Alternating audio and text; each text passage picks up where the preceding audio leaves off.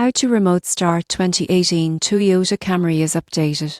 Most people get this wrong, but remote starting your 2018 Toyota Camry can save time and keep you comfortable before even stepping inside. You won't believe how quick it is once you know the proper steps. First, make sure your car is locked. The remote start function won't activate if the doors are open or unlocked. Use your key fob and press the lock button once. Next, press and hold the remote start button. On most Toyota Camry fobs, this is a circular arrow icon. Hold it for about 2 to 3 seconds until the car's lights flash. You should hear the engine start immediately. Once the engine is running, the car will stay on for up to 10 minutes. During this time, you can unlock the doors and enter the car. Press the brake to shift into gear, and the engine will continue running as normal. A few tips: ensure the gear is in park before using remote start, and never use this feature in enclosed spaces like garages to avoid carbon monoxide buildup. The system may not work if the car's hood is open or if the security system is triggered.